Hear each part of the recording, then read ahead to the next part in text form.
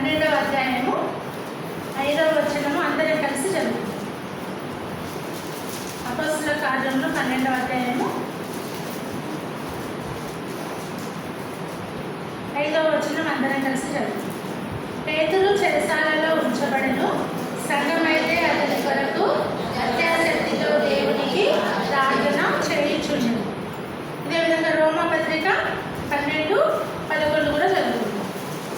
రోమా 12:11 కూడా చదువుకుందాం. రోమా 12:11 ఆసక్తి విషయంలో ఆదిలు కాక ఆదిలందు తీవ్రత గలవారై ప్రభువును సేవించుడి. ప్రభు సాయం కొరకు చిన్న ప్రార్థన చేసుకుందాం. పరిశుద్ధమైన తండ్రి, జీవం కలిగిన దేవ, యేసుక్రీస్తు ప్రభువు ఘనమైన నామమున మీకు వేలాది వందనాలు చెల్లించుకుంటున్నాము. అయ్యా, ఇంతవరకు ఈ దినము స్త్రీల పరిచర్యలో పాటల్లోనూ సహాయపడుతూ వచ్చినారు. అయ్యా, వచ్చిన పిల్లలందరిని బట్టి స్తోత్రములు. ఇంకా ఎవరైనా వస్తుంటే త్వరపెట్టి నడిపించండి. అయ్యా, చదువుకున్న వాక్యలేఖనాలను వివరించుకొచ్చుకుంటుండగా మీ సహాయాన్ని మీ సన్నిధిని కోరుకుంటూ మా ప్రభు రక్షకులను యేసయ్య ఘనమైన నామమున స్తుతించి ప్రార్థించి అడిగి వేడుకొంచున్నాము తండ్రి, ఆమేన్.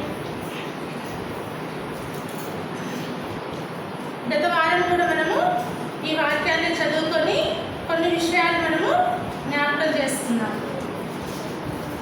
అపోస్తలుల కార్యములు 12:5లో ఏమని చెప్పుకున్నాము?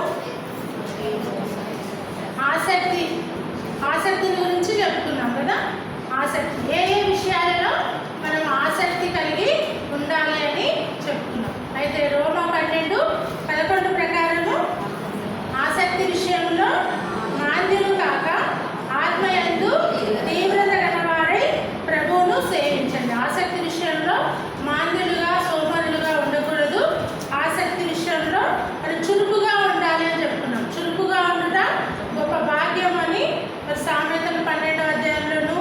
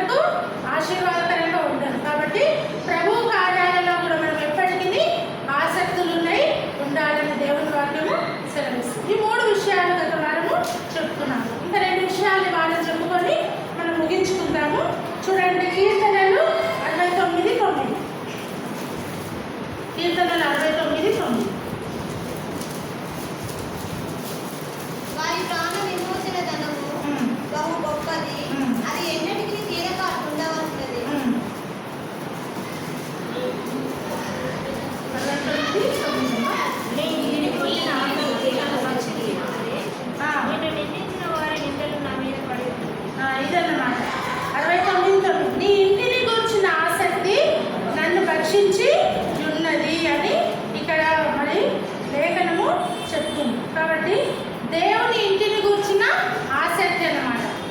దేవుని ఇంటిని గురించిన ఇది ఎవరి గురించి చెప్పబడింది? ప్రవచనము యేసు ప్రభువు గురించి చెప్పబడింది అన్నమాట. ఈ లేఖనము యోహాను సువార్త 2వ అధ్యాయము 17వ వచనములో మరి నెరవేరుతూ వచ్చింది. 2:17 చూడండి. యోహాను సువార్త 2:17.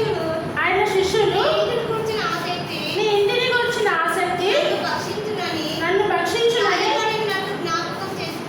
వ్రాయబడి ఉన్నట్టు జ్ఞాపకం చేస్తుంది. ఎందుకంటే మరి పైనుండి చూస్తే మనకు తెలుసు, పస్కా పండుగ సమీపించినప్పుడు యేసు ప్రభు యెరూషలేము మందిరానికి వచ్చినప్పుడు అక్కడ యెరూషలేము దేవాలయం ఏం జరుగుతుంది?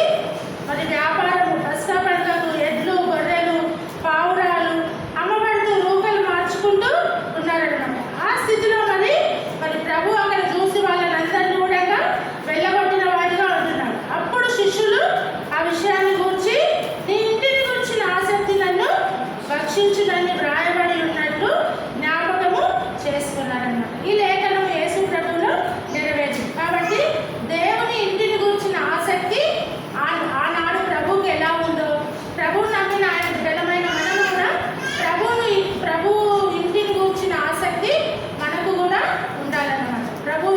ప్రభు మందిరాన్ని గురించిన ఆసక్తి మనకు ఉండాలి. ప్రతి సమయంలో మనం మందిరానికి వచ్చినప్పుడు మన మందిరం విషయమై మనము శ్రద్ధ కలిగి మందిరం విషయంలో మరి ఏదైనా పని ఉంటే మనము పట్టించుకొని చేసే విషయంలో ఆసక్తి కలిగి ఉండాలన్నమాట. అందుకే దేవుని ఇంటిని గురించిన ఆసక్తి నన్ను భక్షించుచున్నదని కీర్తనకారుడు సెలవిస్తూ వచ్చింది. కాబట్టి దేవుని ఇంటిని గురించిన ఆసక్తి మనకు ఉండాలి కదా.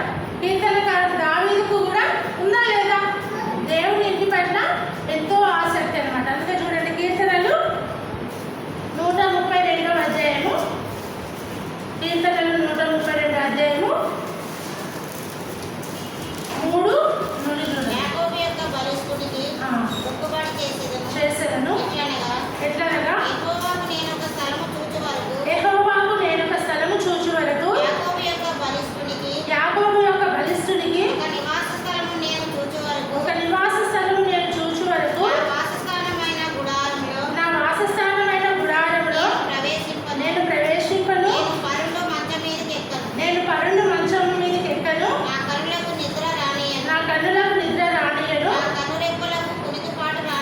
నా కనురెప్పలకు కునుకుపాటు రాని. ఎంత మంచి తీర్మానం అన్నమాట. కాబట్టి దావీదు మరి దేవుని యొక్క ఇంటిని కట్టాలని తను ఎంతగానో ఆశపడుతున్నాడు అనమాట. అందుకే యాకోబు యొక్క బలిష్ఠునికి ఒక నివాస స్థలం నేను చూచు వరకు నా వాసస్థానమైన గుడారంలో నేను ప్రవేశించను. నేను పరుండు మంచం మీదికి ఎక్కను. నా కన్నులకు నిద్ర రానియను. నా కనురెప్పలకు కునుకుపాటు రానియనని తీర్మానం చేసుకుంటున్నాను అనమాట. నేను నిద్రపోను అంటారు కదా, అహర్నిశలు కష్టపడి పనిచేస్తాను, నేనైతే ఆ పని నెరవేర్చే వరకు నిద్రపోను అని అంటే చూడు. ఆ విధంగా దావీదు కూడా తీర్మానము చేసుకుంటూ ఉన్నాడు. కాబట్టి మనం కూడా దేవుని ఇంటిని గురించి దావీదు రాజు అయినప్పటికీ తను ఎంతో దేవుని మందిరం పట్ల ఆసక్తి కలిగి ఉన్నాడు. దేవుని ఇల్లు కట్టాలని, యెరూషలేము మందిరము కట్టబడాలని తను ఎంతో ఆసక్తితో మన దేవుని మందిరానికి అన్ని కూడా సమకూరుస్తూ వచ్చినాడు. కాబట్టి అందుకే ఇదే 137వ కీర్తనలో 5వ వచనంలో కూడా చెప్తాడు, యెరూషలేమా నేను నిన్ను మరచిన ఎడల. ఇక్కడ ఏమంటుందంటే యెరూషలేమా అంటే దేవుని మందిరం.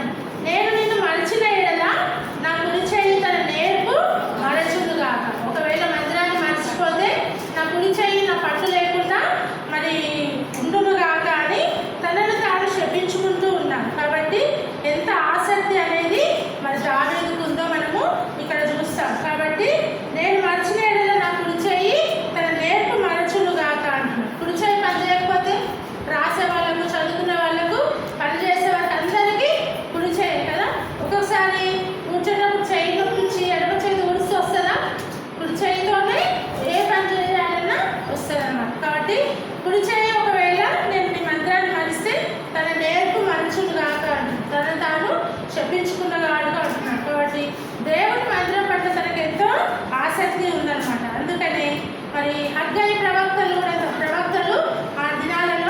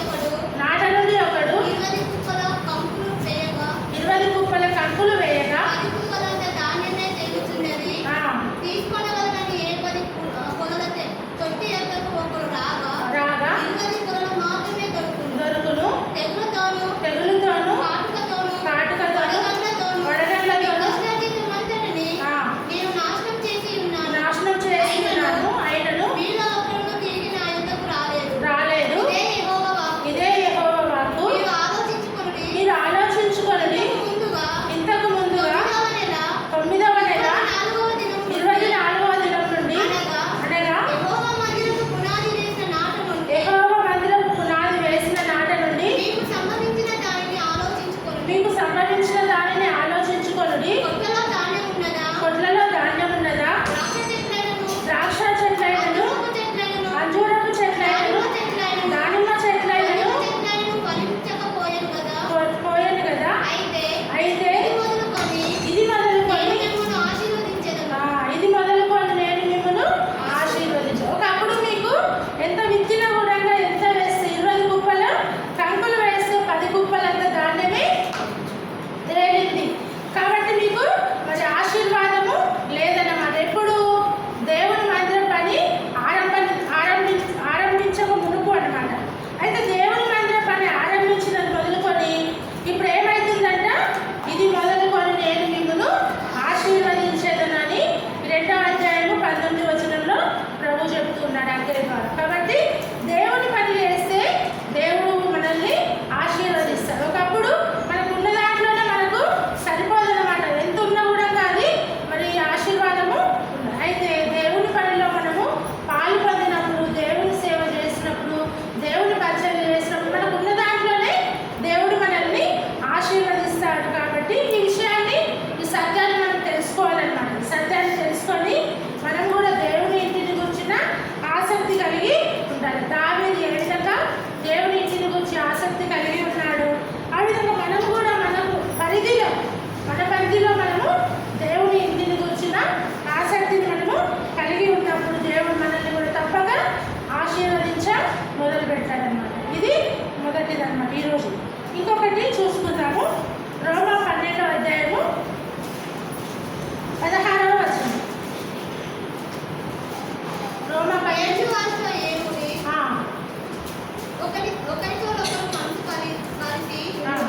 హెచ్చరించి వాటి యందు మనసుంచక తక్కువ వాటి యందు ఆసక్తులై ఉండుడి. మీకు మీరే బుద్ధిమంతులమని అనుకోవద్దు. చాలమ్మా. ఇక్కడ ఏమనుందంటే, ఏడ్చు వారితో ఏడుడి, ఒకరితోనొకడు మనసు కలిసి ఉండుడి. హెచ్చు వాటి యందు మనసుంచక తక్కువ వాటి యందు ఆసక్తులై ఉండుడి. ఇక్కడ ఆసక్తుల గురించి చదువుకున్నాం కదా. అది తక్కువ వాటి యందు ఆసక్తులై ఉండుడి అంటే మనం తగ్గించుకునే విషయంలో ఆసక్తి కలిగి ఉండాలి. కానీ చాలాసార్లు మనం ఏం చేస్తాము, తగ్గించుకోవడానికి అసలు ఇష్టపడమన్నమాట కదా. ఏదైనా తగ్గించుకోవడానికి వస్తాయో మనం ఎక్కడ మన చిన్న పోతాము, మనం ఎక్కడ మన పరపతి పోతుంది అన్నట్లు, మనము మన ప్రెస్టీజ్ ఎక్కడ పోతుంది అన్నట్లుగా జీవిస్తాం. కానీ తగ్గించుకునే విషయంలో మనము ఇక్కడ ఆసక్తి కలిగి ఉండాలని మరి రోమా పత్రికలో మరి పౌలు రాస్తూ రోమీలకు ఇక్కడ సెలవిస్తూ వస్తున్నాం. చాలా విషయాలు చెప్తున్నాడు. ఈ 12వ అధ్యాయం అంతా కూడా చాలా హెచ్చరికలు, మంచి విషయాలు కలిగిన మాటలు అనమాట. అయితే 16వ వచనం మొదటి నుంచి చూస్తే మీరు ఏడ్చేవారితో ఏడుగుడి అంటున్నారు కదా. మనం ఏడ్చేవారితో ఏడవడానికి ఇష్టపడం, కానీ సంతోషించే వారితో సంతోషించడానికి ఇష్టపడం. కానీ ఇక్కడ ఏడ్చేవారితో ఏడుగుడి అంటున్నారు.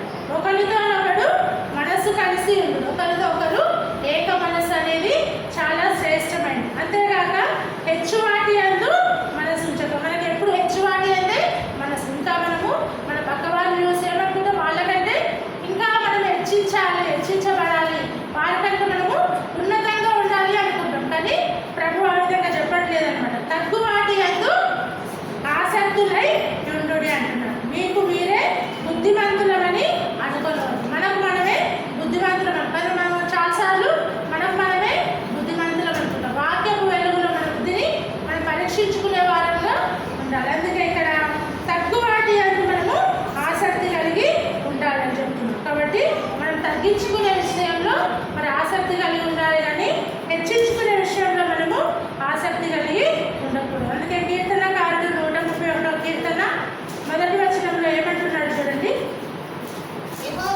యెహోవా నా హృదయం అహంకారం గలది కాదు, నా కన్నులు నీదు చూసినవి కావు.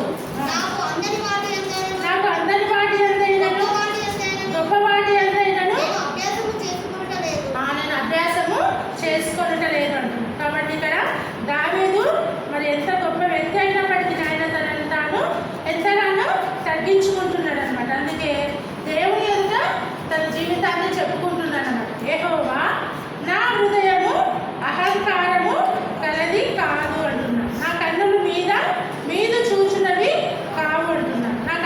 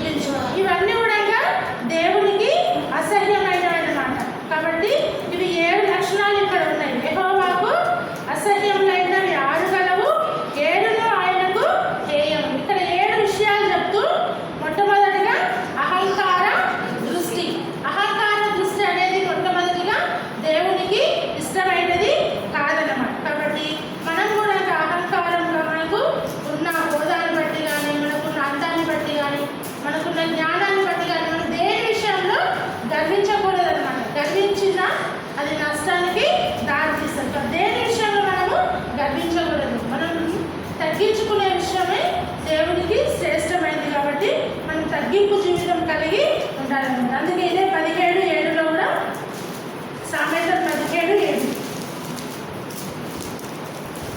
జ్ఞానుల పెదవులు దేవుని వెతకరు. బుద్ధిహీనుల మనసు స్థిరమైనది కాదు. 17:7 అహంకారంగా మాట్లాడుట అహంకారంగా మాటలాడుట లేని వానికి తగదు. బుద్ధి లేని వానికి తగదు. అబద్ధమాడుట అధిపతికి బొత్తిగా తగదు. అహంకారంగా మాటలాడుట బుద్ధి లేని వానికి తగదు. కాబట్టి అహంకారంగా మనము మాటలాడకూడదు. దేవుడు బుద్ధిమంతుడు. దేవుని పిల్లలను కూడా బుద్ధిమంతులంగా ఉండాలి, కానీ బుద్ధి లేని వారంగా ఉండకూడదు అనమాట. అందుకే మనకు తెలుసు కదా, 16:18 ఏముంది? నాశనంలో ముందు గర్వము నడుచును, పడిపోవడానికి ముందు అహంకారమైన మనసు నడుచును. కాబట్టి మనం దేని విషయంలో కూడా గర్వించకూడదు అనమాట. అందుకే 11:2 కూడా ఒక చక్కటి మాట ఉంది. అహంకారము వెంబడి అవమానం వచ్చును. వినయము గల వారి యొద్ద జ్ఞానం ఉన్నది. ఇక్కడ ఏముందంటే, ఒకవేళ మనం అహంకారముగా ప్రవర్తిస్తే అది అవమానానికి దారి తీసేదిగా ఉంటుంది. అందుకే అహంకారం వెంబడి అవమానము వచ్చును. వినయం గల వారి వద్ద జ్ఞానం ఉంది. ఎవరైతే వినయముతో దీన మనసు కలిగిన వారిగా ఉంటారో వారి యొక్క జ్ఞానం ఉంటుంది అనమాట. అహంకారం గల వారి యొక్క ఉంటే వారికి అవమానమే వచ్చేదిగా ఉంటుంది. కాబట్టి దేన్ని బట్టి కూడా మనము అహంకారంగా జీవించకూడదు అనమాట. ఎందుకంటే అది ఎవరి లక్షణము? అహంకారము, గర్వం అనేది సాతాను యొక్క లక్షణం కదా. పోయిన వారం సీమలో చెప్పిండు, వాడు గర్వించి ఏమైండు? లూసిఫర్ సాతానుగా అయ్యి యెషయా గ్రంథం 14:14 దేవుడితో సమానంగా చేసుకుంటాననుకున్నాడు. అయితే మరి భూలోకంలో ఒక పాతాళంలో ఒక బిలంలోనికి త్రోసివేయబడుతూ వచ్చినాడు. కాబట్టి అహంకారం అనేది అది దుష్టుని యొక్క లక్షణం. మన ప్రభు ఎలాంటి వాడు? ప్రభువు దయాళుడు, ఆయన దీన మనసు కలిగిన దేవుడు. ఆయన బిడ్డలమైన మనం కూడా దయాళుత్వము, దీన మనసు, కనికరము, తగ్గింపు, వినయము, విధేయత కలిగిన లక్షణాలను మనము కలిగి ఉండాలని దేవుని వాక్యము సెలవిస్తూ వస్తుంది. కాబట్టి ఇదే 21:4 కూడా అహంకార దృష్టియు గర్వ హృదయమును భక్తిహీనుల క్షేమమును పాపయుక్తములు. ఇవన్నీ కూడా పాపయుక్తములే అన్నమాట. ఏంటివి? అహంకార దృష్టి, గర్వ హృదయమును, భక్తిహీనుల క్షేమమును, పాపయుక్తములు. కాబట్టి అహంకార దృష్టి అనేది కూడా పాపయుక్తం అన్నమాట. కాబట్టి అహంకారంగా మనము ఉండకూడదు. అందుకే ఒక మంచి మాట యెషయా గ్రంథంలో ఉంటుంది చూడండి. యెషయా గ్రంథము 2వ అధ్యాయము, యెషయా 2:11.